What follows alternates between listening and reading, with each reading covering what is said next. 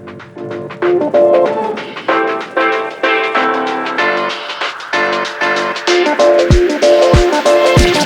we go.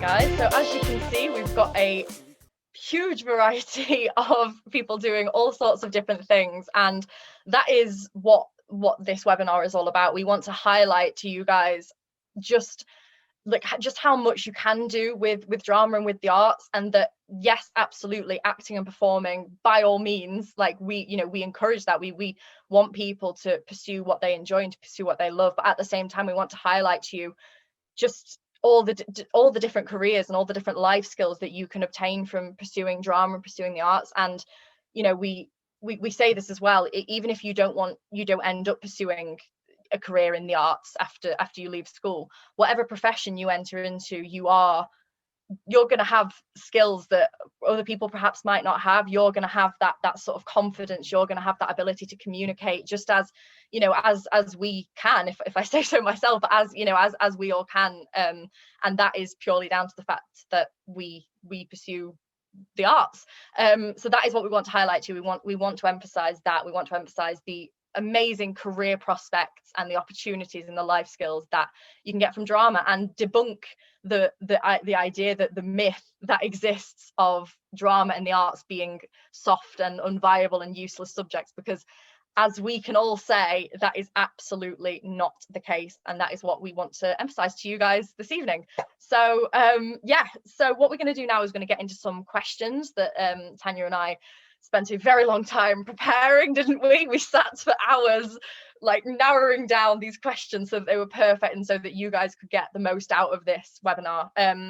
So yeah, there's nothing else for me to say. I'll kick off with the questions. So the first one is, so where did your own passion for drama and the arts begin? Should we start? We can start with Ellie. We'll do the same order. It's a very good question. My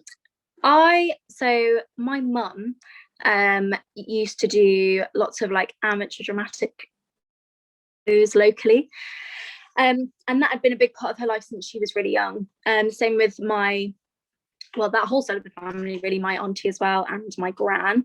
So they would often take me to go watch the local musical and stuff like that. So from when I was very little, I was exposed to watching it, which I'm so grateful for, because I think that was a big reason why I wanted to go to a drama club. And I did that every Monday after school, pretty much the whole way through primary school.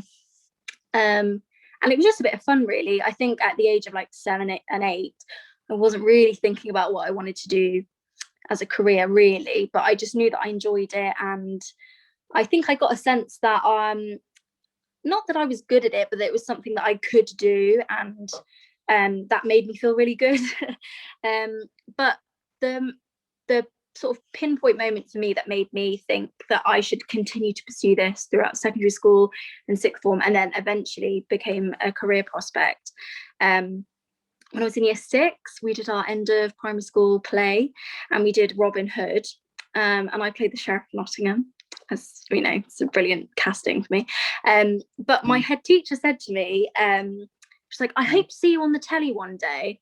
You should really like keep up with it. You shouldn't give up. And I think at the time I was like, oh, thanks, that's really kind. But that really, really sticks with me, that my head teacher said to me when I was in year 6 that she would want to see me on the telly someday. And it sort of was that just one person who I really respected telling me that it was something that she thought I could do, that sort of kept me on that track.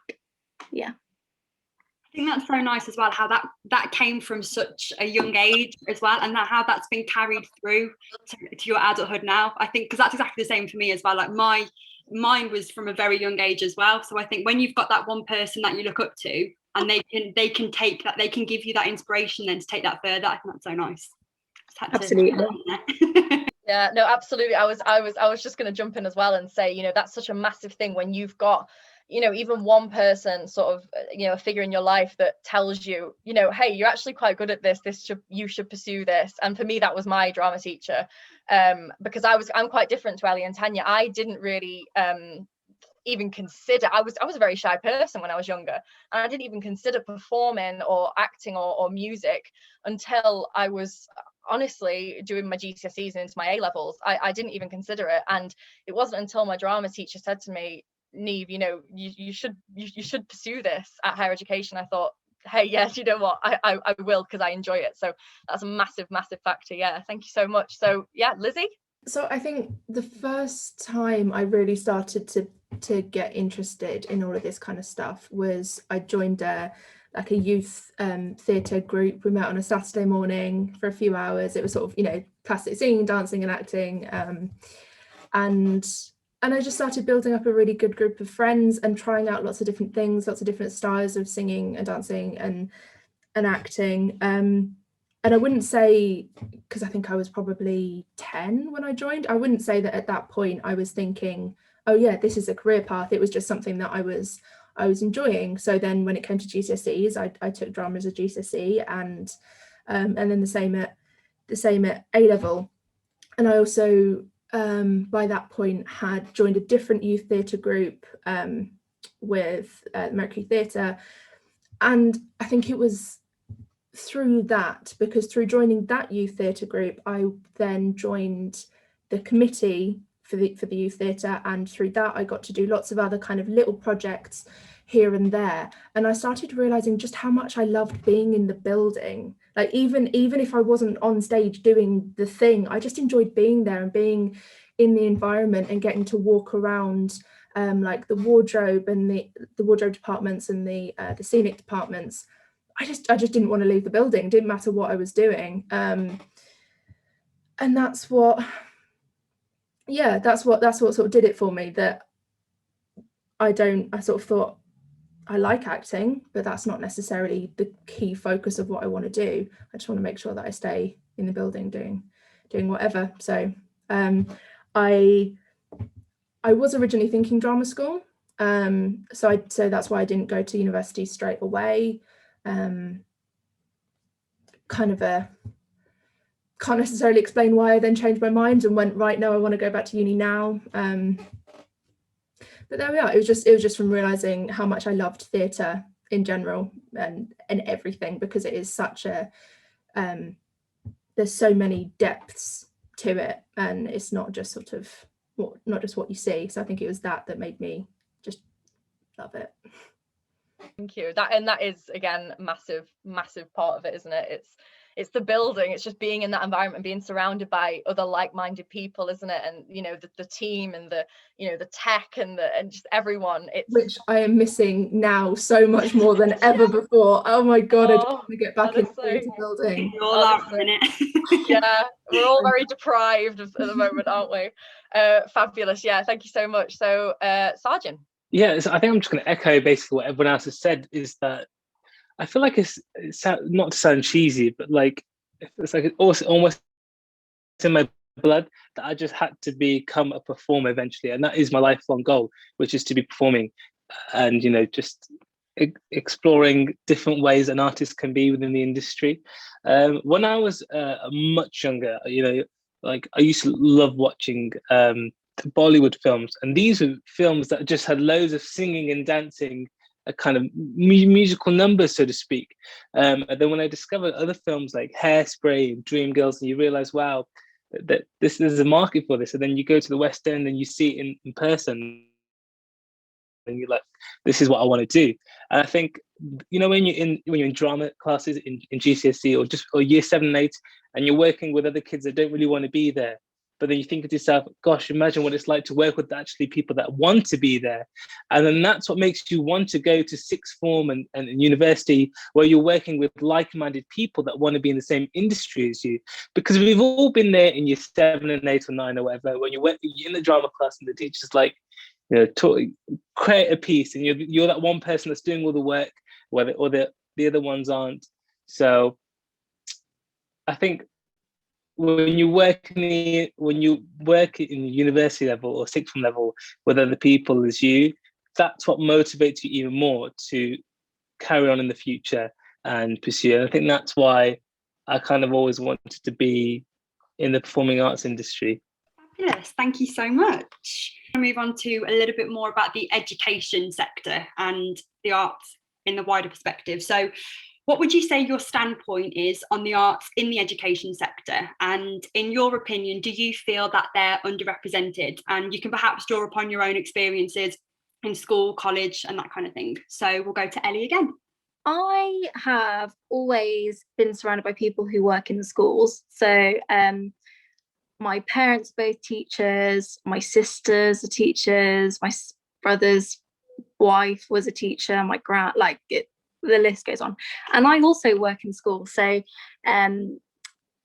I think I'm very passionate about, and lots of people in my family are too, about arts being really important. And I think a lot of teachers are. I think it's a misconception that teachers think drama is a waste of time. I mean, maybe there are, I'm not generalizing, but I think my standpoint is that there is so much pressure on children at primary school as well as secondary school to achieve grades in maths and English, because those are the only grades that matter to get you into college or sixth form or apprenticeships or, whatever your next step may be. And there's a lot of pressure from external factors as well put onto the school, which is then onto the students, which means that funding and time is not put into subjects like music and drama and art and dance, which is obviously just a massive shame, because I see now with the children I work with, and I work with like 9-10-year-olds, some of those children are really bright academically and do very well in those subjects, but there's some who really, really struggle and are not academically gifted, but are amazing in other aspects, in sport especially. I know that's not artistic, but it's a similar kind of thing.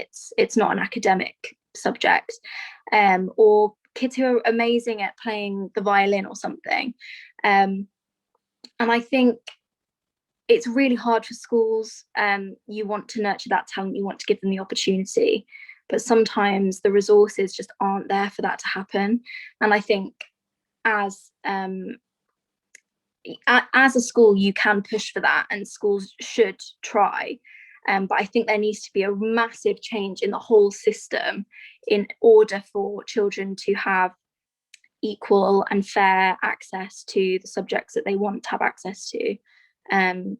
So yeah, I'm not really sure what the solution is, other than the fact that there needs to be more funding, really. As well, because I think I also worked in a school for a year, and I work with SEN children, and I think those children in particular, they would benefit so much from being in a drama class and being surrounded by people that just want to have more creative fun and have access to the more creative side of school and education. I think as important as it is to have that academic education, I don't think you can explain how important it is to a kid to have the creative one as well. I think they go hand in hand together. And even though the way the current education system set up does favour the more academic side of it, I just think if we can do anything, and if it's a tiny spark, even by doing this, if we can give that education to some people that need that access and need that information, then that's one step closer to where we should be. But I completely agree, Ellie. I think what you're doing is really good, because lots of schools will offer like extracurricular drama activities, which attracts, like the likes of like what I was like at school, the people who already like it. But I think it's important to offer it to children who have never ever, who like say they literally don't have an interest in it, because it's probably the fact that they've never been exposed to it that they might enjoy it. One webinar or one kind of influence, and that could change their entire path. So yeah, I completely agree. Lizzie.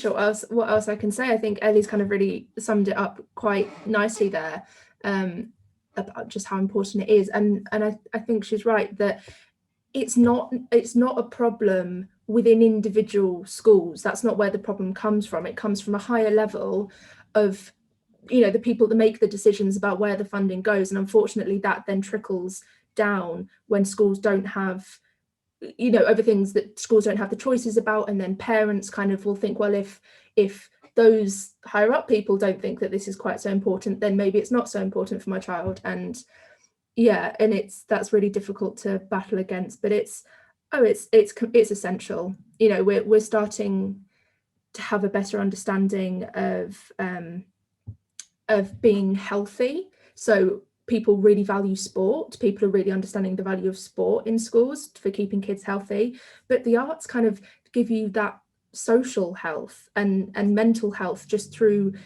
being with each other and learning to collaborate with each other and talk to each other and to other people, and learning to express yourself, and all these kind of things which are valuable to every single person regardless of whatever kind of career you want to go into. So absolutely right that making the arts accessible to people who haven't thought about it, because the people who are thinking about it, yes, they will go out and they will look for those opportunities and the webinars, and because it's on their mind, but getting to the people who it's not on their mind is just as important. And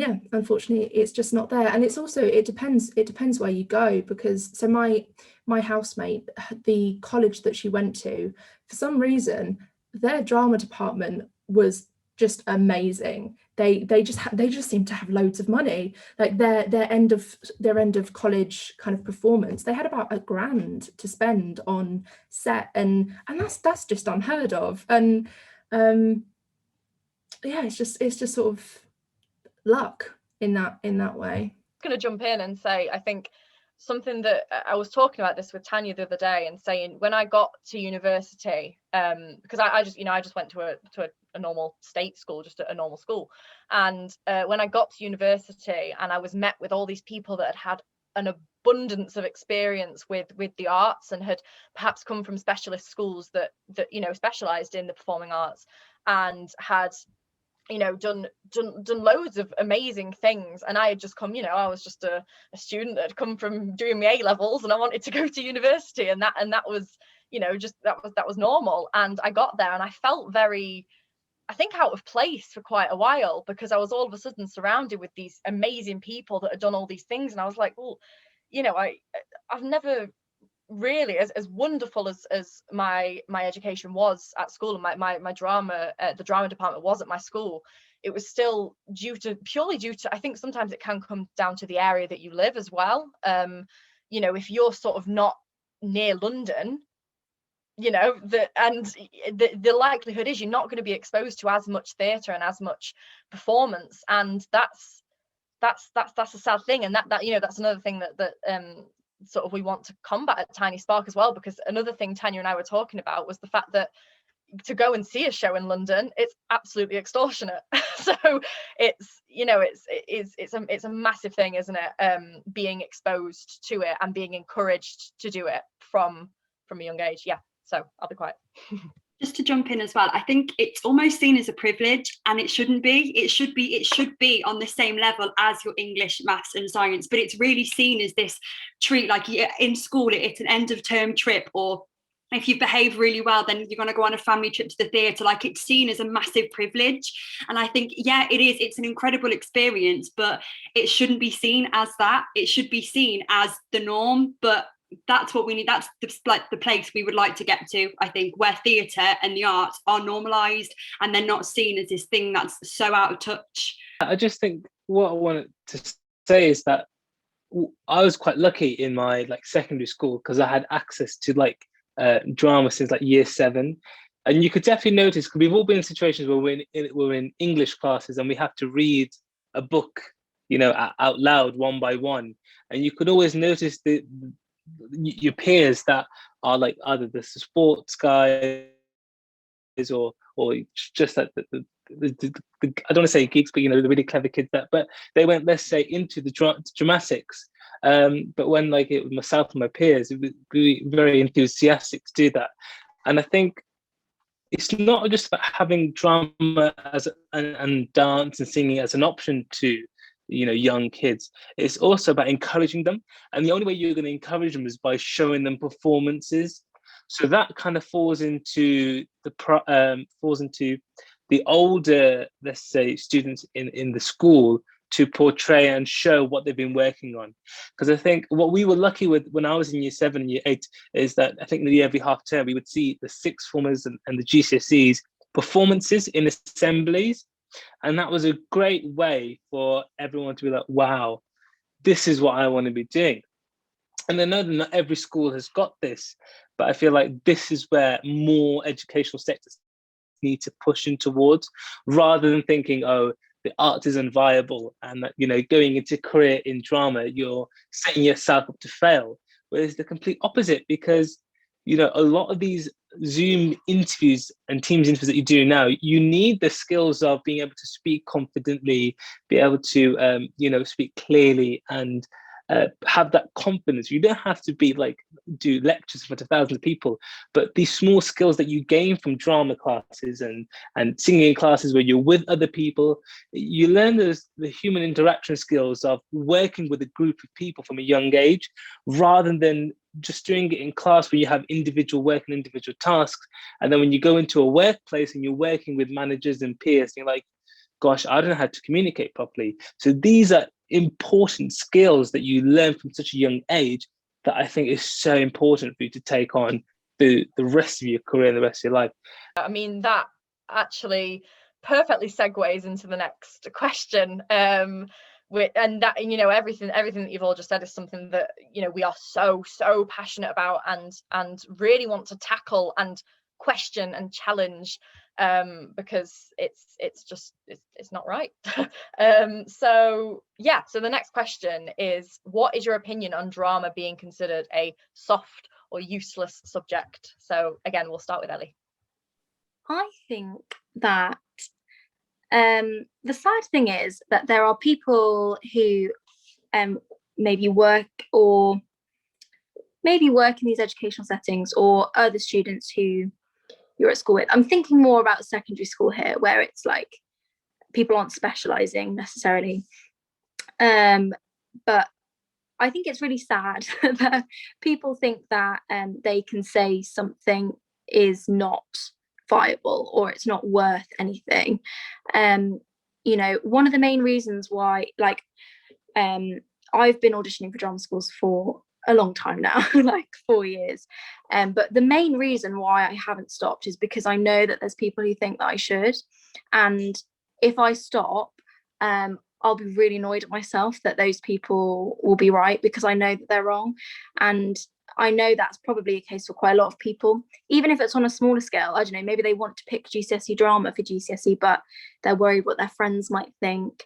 And I just think that even if you want to be a doctor, or you don't know what you want to do, you've got no idea what you want to do, doing drama, I'm thinking drama specifically because I think that's what we're mainly talking about. It helps you massively, and you shouldn't just pick it because you think, oh, well, I don't want to be an actor, so why would I do that? Because you can pick it, and I'm going off on a massive tangent. I've got so many thoughts in my head. When you're acting, you have to be in somebody else's shoes. So you have to be empathetic. It's your job to empathize with people. And in the society that we're in, where there's a massive lack of empathy and people are so blinkered in their views, maybe, having the opportunity to think about how somebody else might react in a situation or might think is not only great for social skills, it just makes you, I believe, a better person because it gives you that skill to really think why somebody might behave in a certain way. The arts being undervalued comes from just a misunderstanding of what they are and what they're for, because there's this kind of viewpoint from kind of an outsider perspective that you do drama because you want to act, you do music because you want to be a musician, you know, and so on and so forth. But as we sort of started to touch on, and we could spend hours and hours talking about the kind of personal benefits of the arts and the skills they give you, we could talk about that for hours and hours. But thinking about it from kind of a career perspective, it's this huge tree, right, that the number of different branches that you can go off into when you start, you know, going along that path of looking into different arts. There's so many different career choices, and it's this huge huge industry that benefits the economy and society in lots and lots of different ways that as an outsider you don't necessarily see and have an appreciation of, which is why I think people just don't sort of think it's worth it. And because acting, it is a saturated market, there's kind of no real getting away from that. Unfortunately, that's the way it is, but that's not all that there is. There is so much more,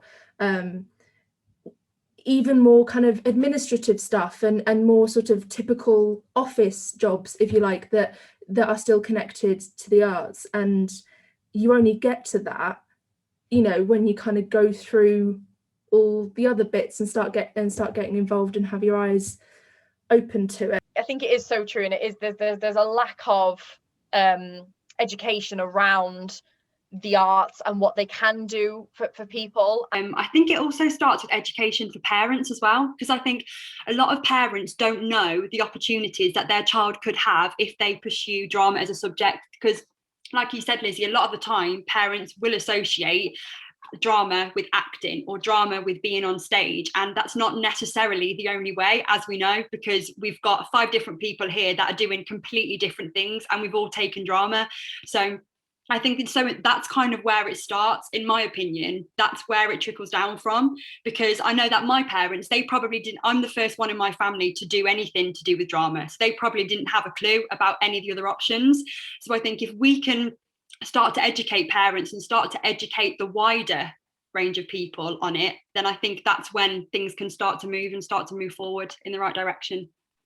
It's that when you're sort of taking it as a GCSE or an A-level qualification or a BTEC or anything, when you are at secondary school level, it is very much, you know, naturally it's the curriculum, you know, it is performance based, that is it. And it's only when you are able and are in a position to move on from that and pursue it at higher education or whatever you choose, whatever your post-18 sort of option is, it's only when you get to that stage that you realize the breadth of what you can do. Because I myself, you know, before I came to uni, I didn't even know what a stage manager was. I didn't, and you know, and that's Lizzie, that's something that she wants to pursue as a career. And you know, I think when people become aware of the sort of careers and the skills that you can obtain from pursuing drama and pursuing the arts, then, you know, when someone says, when a student says that, oh, I'd quite like to take that at GCSE and A-level, knowing that, oh, there's these 1,000,001 things that you can do with it after school,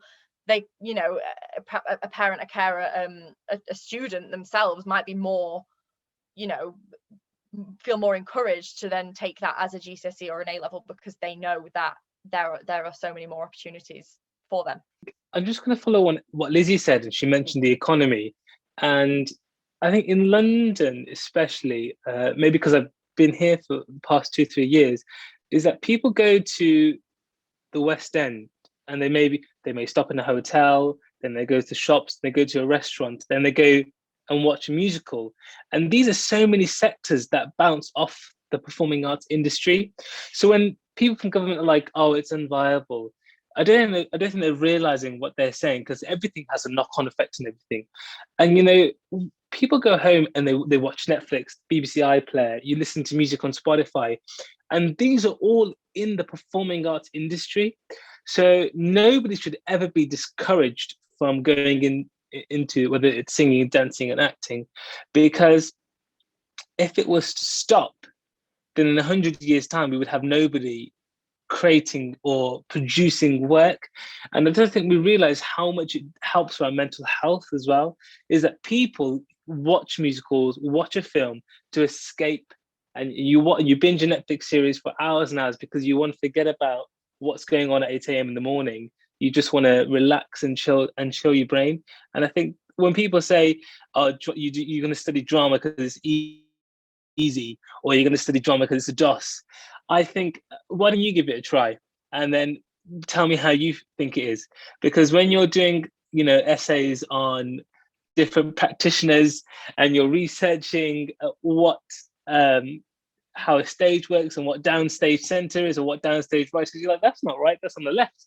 And it gets on top of you, especially when you're doing you go further on and you've got to do like ballet or jazz, you have to learn French terminology. There's a lot of stuff to learn. So when people say that, oh, the arts is for the weak or soft, I'd say, well, you give it a try, then you tell me something else.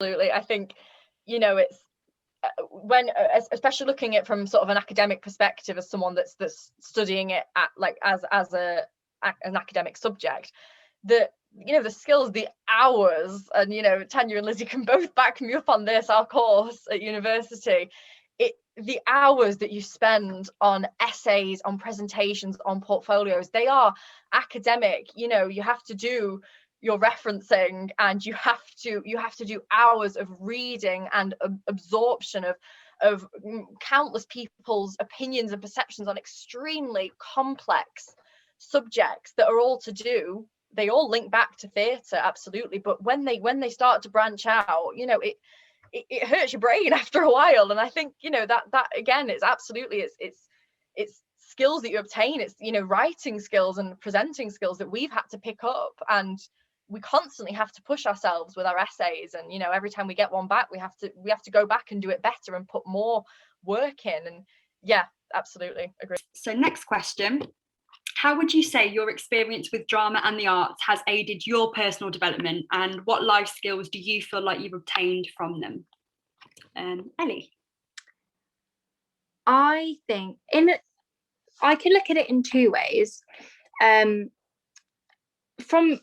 doing acting, it's helped me massively in my confidence. I remember my mum saying to me, I went to sixth form with Tanya and Sargent, and they were genuinely two of like the best years of my life. They were so much fun, and we were really lucky, I think, that we just had like a really good group of friends, but also that we all enjoyed what we were doing. But my confidence in those 2 years, in every sense of the word, just improved so much. And I don't think I would have been able to have moved to London. I don't think I would have been able to interview for my job and get it.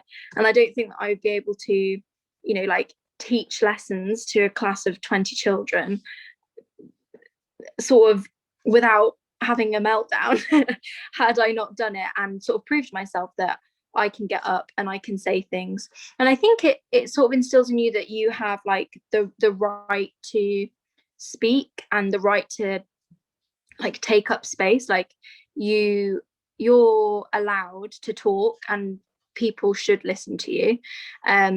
And that's definitely what I learned from acting itself.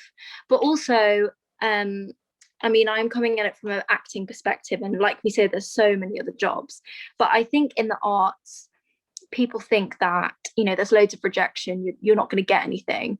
And, I can say from experience that does happen. You audition, from an actor, you audition for things and you don't get everything. But I know that the amount of times somebody said no to me has helped my resilience loads. I'm way more resilient now than I was 3 years ago. And actually I've achieved so much because people have told me no. It improves. So yeah, like obviously speaking and confidence, but the other side of it, the sort of context that goes around with the industry helps you in yourself and how you deal with failure. And that is ultimately a very important thing, I believe. So they are so transferable. Like you don't have to want to go into drama, but the skills you get from it, you can take that confidence, you can take that resilience into whichever industry and whichever sector you want to go in. Yeah, I completely agree. We'll move on to Lizzie. I'd second that thing about the right to take up space, because I love that. That's so important. The right to take up space and the right to be heard, and that you have a voice and you are allowed to use it and to have people hear it. I love that, and that's such an important thing, and that definitely comes from this kind of stuff. I mean, I think I can be fairly brief because it's a lot of the same kind of things. Ability to talk, hopefully eloquently, sometimes eloquently, with people, to people, kind of public speaking, thinking on my feet a little bit. I mean, improv is not one of my strong points, but it's still kind of just that ability to go with it and to see what happens and know that you will be able to come up with a solution eventually.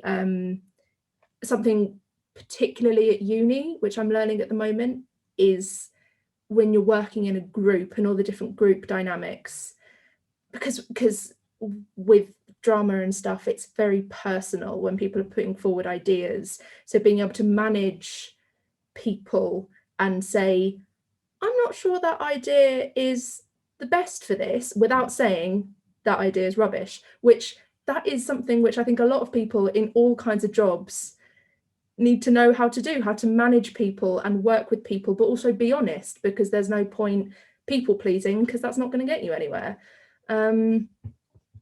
What else? Exercise, fun. Yeah, I mean, just on Lizzie's point about exercise, actually, I think from a musical theatre standpoint, fitness is a huge part of our education. So life skills that you get is that if you're not a person that likes going to the gym or you like doing a workout, but if you like to just move and have fun to like your favorite songs, then when you're doing like a hit dance workshop or hit dance workout, sorry, to like a Latina soundtrack or whatever it is that gets you going, that is a great way to like burn 500 calories. And you know, you're not going on the treadmill, you're not running, you're not doing the cycling. And I think that is a skill that also helps improve like, your mental health, and you help become a better person. Like that it helps you have a strict like sleeping routine as well, because you have to wake up to get in that morning ballet class or jazz class or singing class or whatever it may be. You have to eat healthy, because that then affects your movement work, that affects your singing. Like everybody knows, if you've got a singing concert, the next day you would have been going out getting drunk the night before. We shouldn't anyway. But do you know what I mean? Like you learn these life skills that you have to kind of take with you, and helps you act in a professional manner, because what the whole purpose of school and university is that it gets you ready for the professional world. So you have to make these mistakes as you go along to then know not what to do in the future. And I think that's the most important element, is when you learn a routine for yourself that includes healthy eating, healthy fitness, you take that, as well as what everyone else is saying about people skills, basically be able to talk to people confidently and just talking confidently. And I think that's what I've got to say on the matter. Yeah. Things that I've definitely got from drama is the fact that it's okay to get things wrong. And I don't think there's any place like a drama studio or a drama hall that you can go in and you can be the weirdest version of yourself and you're not going to get judged for it. You can get things wrong, you can mess things up, you can try again, and no one's judging you for that, because you're all in the same boat. And I don't think there's anywhere else in the world that you can really do that. So I think having that space, that safe space, is so important. And I think for me, that's the main, because 3 years ago, before I started uni, I probably would have felt a little bit nervous to go and crawl around the room and pretend to be an animal and walk like fire, because these are things that we have to do in drama and on our courses. So I would have been nervous, but I think when you gain those skills and you start to let that go and think, actually, I don't really care what people think of me, because this right now is benefiting me for the future. I think once you let that go, that is such an important skill to have, and that you can take that through then into your adulthood, into your career, everything. So the ability to social distance, because we have been walking around in circles in studios, keeping an equal distance from each other for years. Yeah.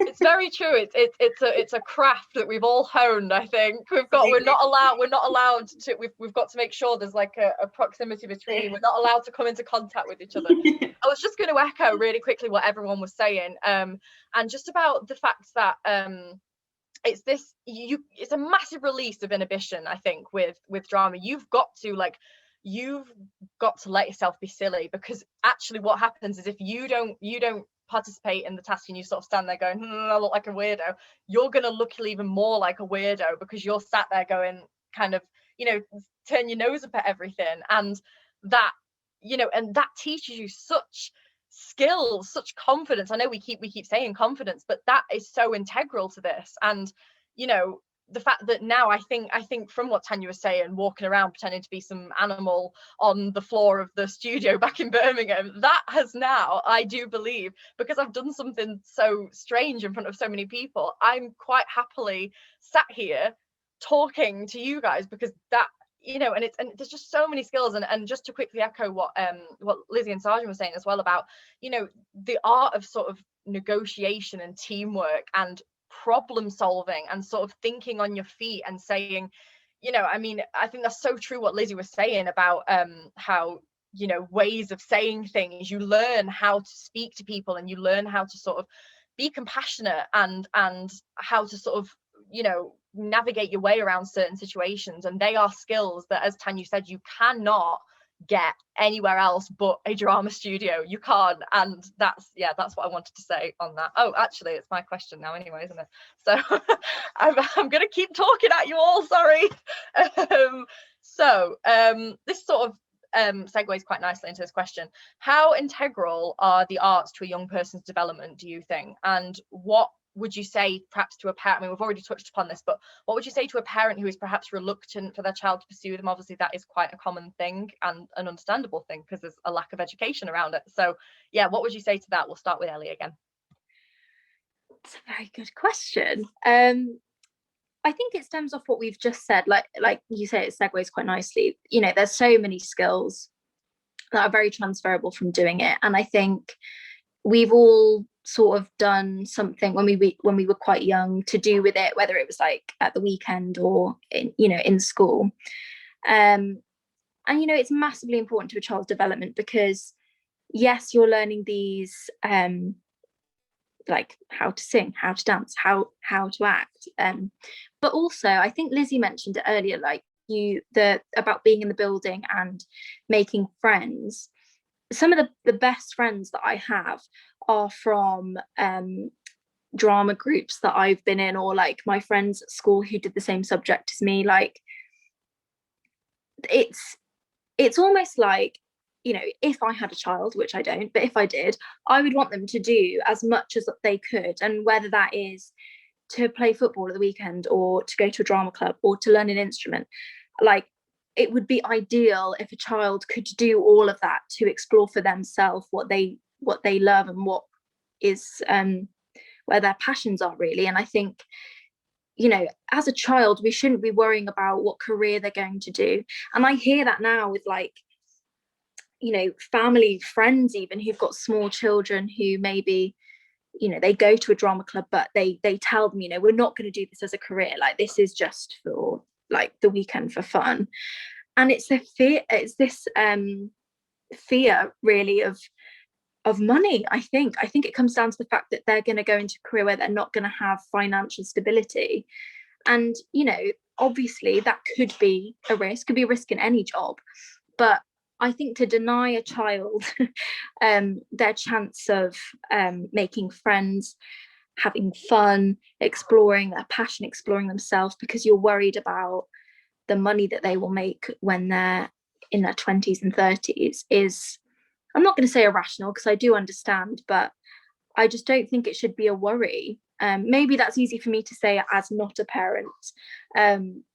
But yeah, if anything, to make friends and to meet people, and we all know that for a child that is a really important part of their development. So yeah, a reassurance is that, you know, we can all say we find our own way eventually. We do, and you know, we get to where we're going, and that's what, you know, your 20s are for, sort of, you know, finding yourself and finding what you enjoy. And I couldn't agree more with you, Ali. Like, you know, children absolutely should have every right to just be able to explore themselves and explore their creativity and explore their imaginations. And I think, you know, drama and the arts can be a massive tool to sort of ignite that. So yes, absolutely.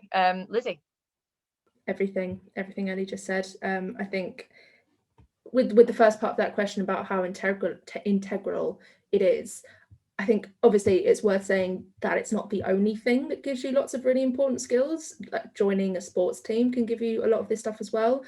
but if anything, it's just as important as those things. So, you know, some people choose to go down sport, that's fine, but it's just as important. And to a parent, I would say your child is not going to lose anything, and they have a 99.9% chance of gaining something really, or lots of things that were really important. And it's kind of as simple as that, really. What's important to say is that a parent should never force their child to do something that they don't want to do as well. Because as much as we would love parents to encourage all parents to take all their kids to like youth theatres, singing classes, or learn an instrument, you know, if you yourself as the kid aren't enjoying it, then there's no point you going. You have to be in love with it. And obviously you may not realize that you're in love with it until you've had, you know, a few sessions. But if you've been doing it for years and you're not really finding the love, then maybe that place isn't for you, or that the industry, or that, you know, the drama youth theatre isn't really for you. But for the parents that are reluctant to send their kids to any extracurricular skills classes, is what I say is that, you know, thousands of people apply for, you know, UCAS universities every single year, and we all have to do a personal statement, and we all want to stand out in our own different way.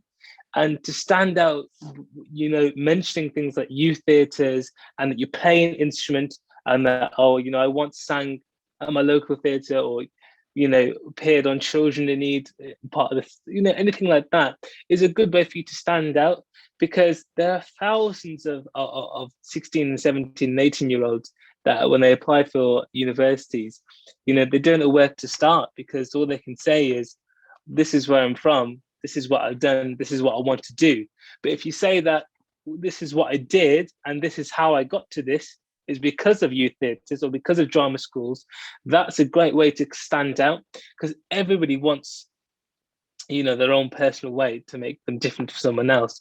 And the only way to do that is to find yourself and be creative with other people, which is why it's like, so I always encourage, I mean, I wish my parents sent me to youth theatre when I was much younger, but, you know, I've always said that they should send my younger brother now to music classes, because he's definitely got an eye for the drums. So I'm like, well, mum, send him.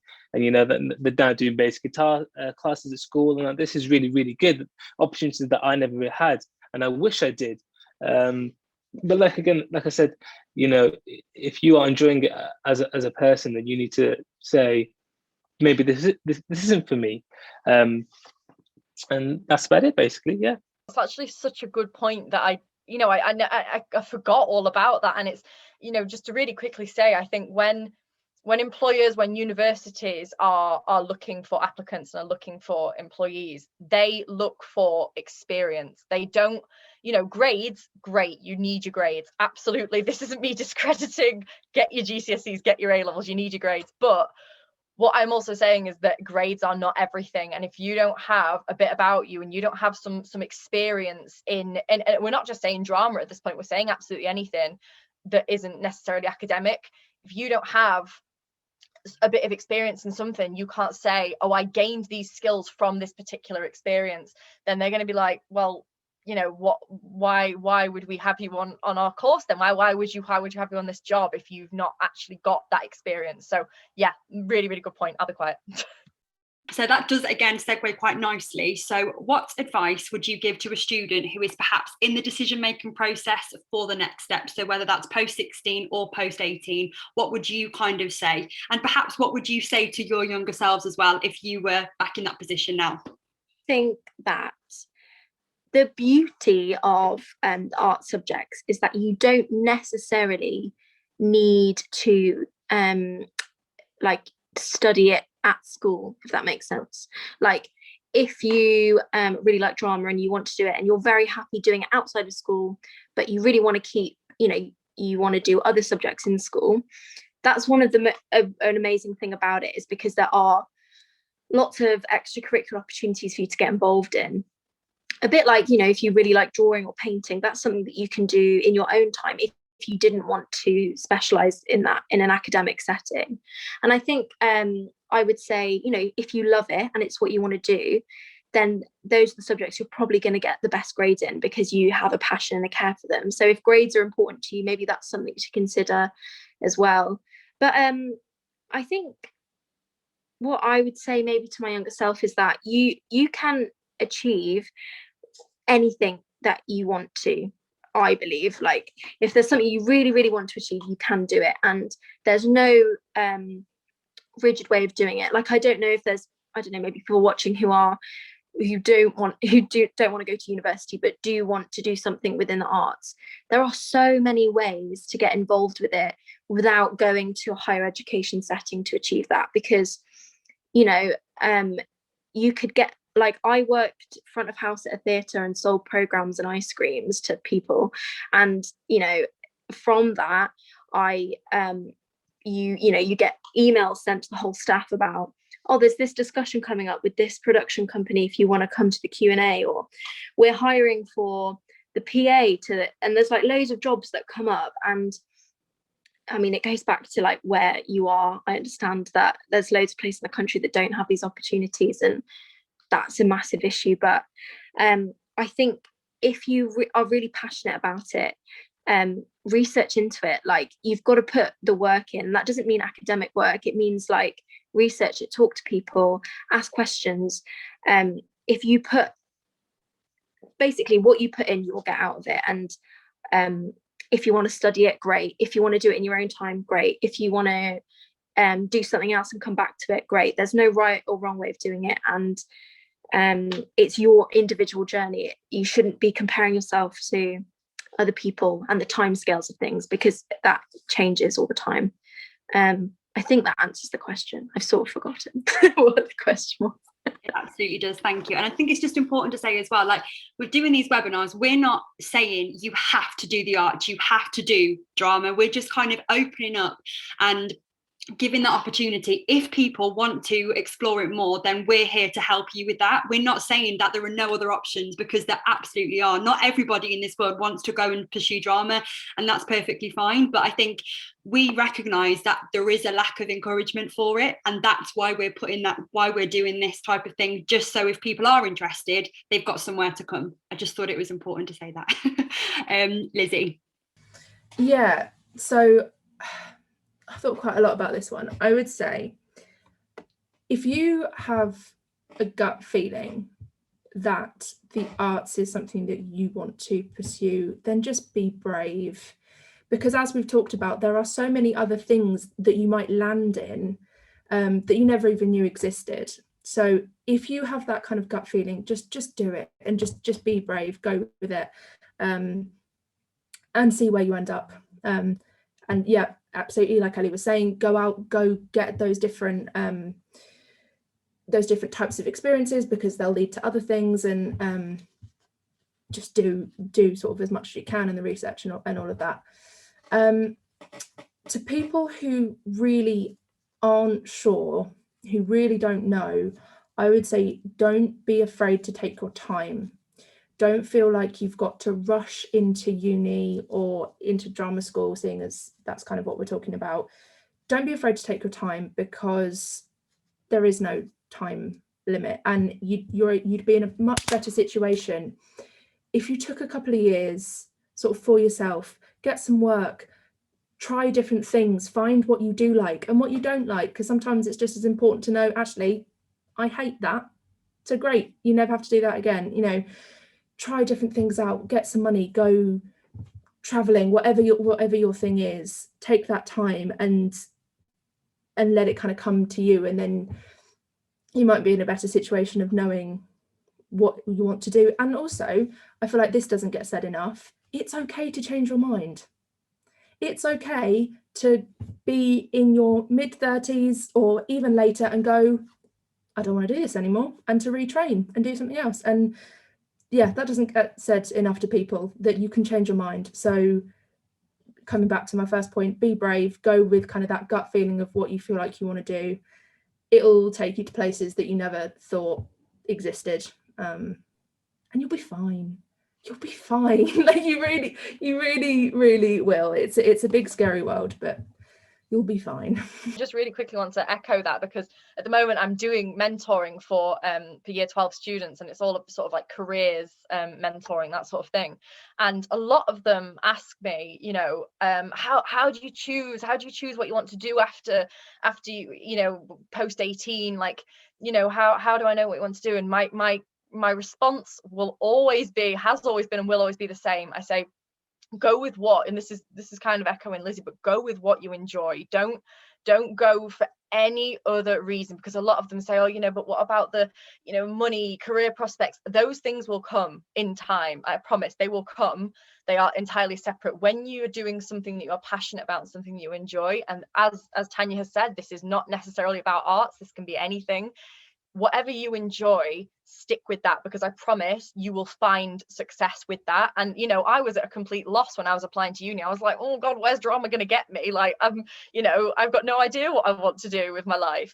And here I am in my second year, having started up my own theatre company and having a very sort of clear vision of where I want to be and what I want to do. And as Lizzie said, there is no time limit on it. You know, my mind might change a million times before I'm even graduated, and that's okay. But what I would say is go with what you enjoy, and you'll always find success down the line. You will, whatever success is, whatever it's defined as, you will find it eventually. As well, I actually started University of Birmingham by being a business student, so I had nothing to do with drama to start with, because I was thinking, with my head, I was thinking, I want to be sensible, I want to get a good job, I want to get a good salary. And then I got to the point, and I think it was the open day, and I thought, why am I doing this? Because this isn't what I actually enjoy. I said, this isn't for me. And it was at that point when I did take that leap of faith, and I thought, well, why not do something that I enjoy, and why not do something that fills me with joy where business potentially doesn't? So yeah, I completely agree. It's okay to change your mind. If you're not happy with where you are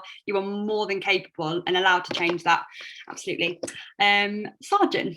Yes, Tanya, I just want to like echo what you've said, and is that, you know, I 100% always would much prefer to be in a classroom where I'm working with other people, whether it's in an acting class, dancing or singing class, rather than being in a huge lecture with hundreds of people staring at a projector reading. Do you know what I mean? There's something so magical when you're in a class and you're studying dance. Well, obviously, because I'm studying musical theatre, so when we do, let's say, partnering, for example, and you get to work with that one partner and you're doing dance work, there's something so amazing, that feeling. It's like, oh my gosh, this is so much better than studying something that, you know, because I think one of my other career choices was to like go into law. And I was like, imagine if I did do that, my life would be so boring, it'd be so upsetting. Because musical theatre or acting, anything like that, it really is an amazing educational experience. And I'm talking from the perspective of a student that's been doing it for the past 3 years. And I think to anyone that's about to choose their GCSEs or their post or their sixth form of college or university course, is that if you're thinking of doing an academical subject, let's like biology or wherever it is, compared to anything in the performing arts industry, is to go for it, because you won't have any regrets. In my opinion, you won't have any regrets if you choose to do performing arts, because it really is just one of those subjects that you don't feel like you're studying. You feel like you actually are just having fun, that you're learning without realizing that you're learning. Obviously, you have to put the hard work in. That comes as it goes. But if anybody's thinking of what to do, I just say go for it, because your heart will tell you anyway. Listen to your heart. And if your heart's saying, if you're here right now and you're on this webinar and you want to find out from other people, then that shows that, yeah, Tanya, thumbs up. That shows that you're interested in the arts anyway.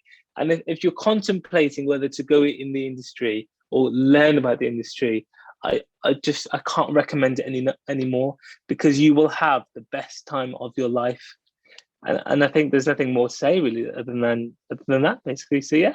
Just to quickly bounce off of that, you know, even if say you do want to go into law school and applying for law at university, they actually look like, you can have a look around, do some research. They actually look for drama because they regard it highly. Because think about it, if you're in a court, it's a performance, isn't it? As a lawyer, you are performing, and they are the skills that you can gain from drama easily applied to law. So yeah, Thought of something to kind of add on the end there. go for it. Like if you do make the decision that you don't want to follow it as a career, like that's fine.